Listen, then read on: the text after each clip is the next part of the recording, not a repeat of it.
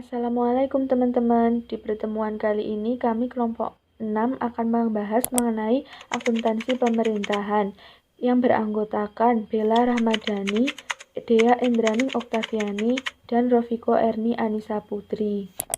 Materi yang akan kita bahas adalah yang pertama ada sistem pencatatan, yang kedua ada dasar akuntansi, yang ketiga ada siklus akuntansi, yang keempat ada persamaan akuntansi, dan yang terakhir ada saldo normal akun.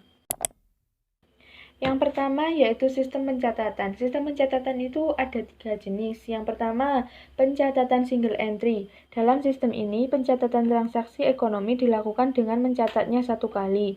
Transaksi yang berakibat bertambahnya kas akan dicatat pada sisi penerimaan, dan transaksi yang berakibat pengurangan kas akan dicatat pada sisi pengeluaran. Yang kedua ada pencatatan double entry. Pada sistem ini, suatu transaksi ekonomi akan dicatat sebanyak 2 kali, sehingga membentuk suatu perkiraan dalam 2 sisi berlawanan, yaitu sisi debit dan kredit secara berpasangan. Suatu transaksi yang berakibat bertambahnya aktiva akan dicatat pada sisi debit, sedangkan yang berakibat berkurangnya aktiva akan dicatat pada sisi kredit. Yang ketiga ada pencatatan triple entry, merupakan pencatatan yang menggunakan sistem pencatatan double entry ditambah dengan pencatatan pada buku anggaran. Oleh karena itu, sementara sistem pencatatan double entry dilaksanakan, subbagian pembukuan daerah juga mencatat transaksi pada buku anggaran. Kemudian selanjutnya yang kedua ada dasar akuntansi. Dasar akuntansi ada 2, yaitu berbasis kas dan berbasis akrual. Yang pertama, berbasis kas. Menurut PP nomor 71 tahun 2010, basis akuntansi yang digunakan dengan laporan keuangan pemerintah adalah basis kas untuk pengakuan pendapatan, belanja, dan pembiayaan dalam laporan realisasi anggaran. Basis kas dalam LRA berarti pendapatan diakui pada saat kas diterima di rekening kas umum negara atau daerah atau oleh entitas pelaporan, dan belanja diakui pada saat kas dikeluarkan dari rekening umum kas negara atau daerah. Kemudian yang kedua ada basis akrual. Basis akuntansi yang mengakui pendapatan, beban, aset, utang, dan ekuitas dalam pelaporan finansial berbasis akrual, serta mengakui pendapatan, belanja, dan pembiayaan dalam pelaporan pelaksanaan anggaran berdasarkan basis yang ditetapkan dalam APBN atau APBD.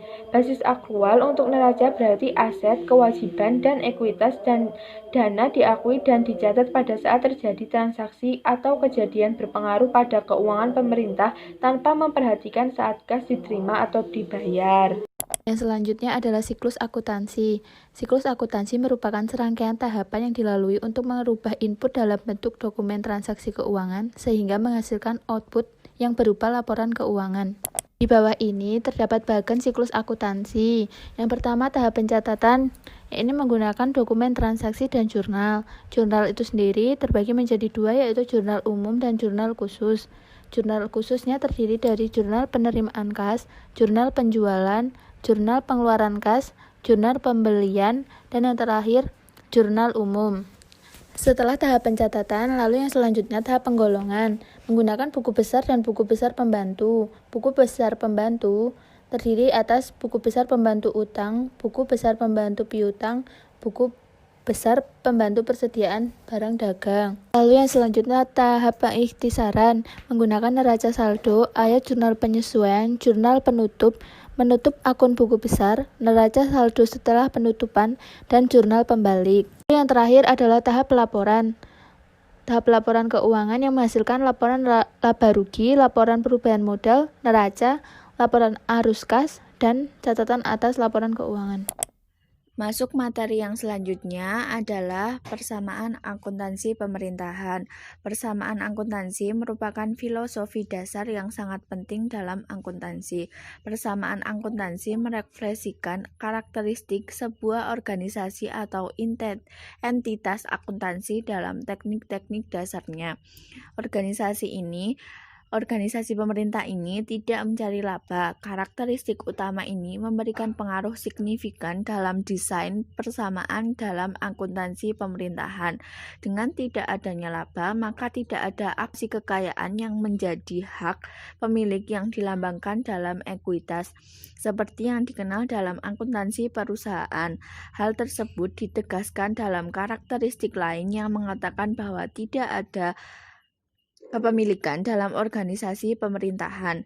Dengan demikian, kekayaan bersih yang dimiliki baik karena investasi maupun akumulasi hasil operasi bukanlah sebuah ekuitas yang dimiliki seseorang, tetapi lebih merupakan informasi bagi masyarakat tentang jumlah kekayaan bersih pemerintah yang tersedia untuk digunakan dalam menjalankan program-programnya. Nah, di sini persamaannya dapat dituliskan dengan aset sama dengan kewajiban ditambah dengan saldo dana, atau saldo dana dapat dituliskan sebagai ekuitas dana. Kemudian untuk saldo normal akun pada perusahaan-perusahaan yaitu aset. Saldo normalnya adalah debit, kewajiban kredit, ekuitas kredit. Sedangkan pendapatannya dibagi menjadi pendapatan LO dan pendapatan LRA.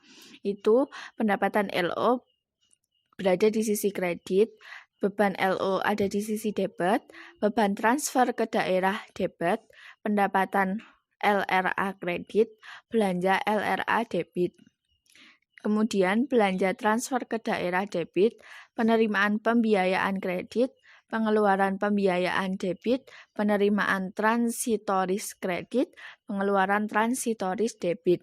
Ini sedikit berbeda dengan perusahaan pada umumnya, yaitu perbedaannya terletak pada pendapatan dan bebannya. Pendapatan dan bebannya dibagi menjadi pendapatan LO dan pendapatan LRA. Sekian presentasi dari kami. Apabila ada kesalahan kami mohon maaf. Wassalamualaikum warahmatullahi wabarakatuh.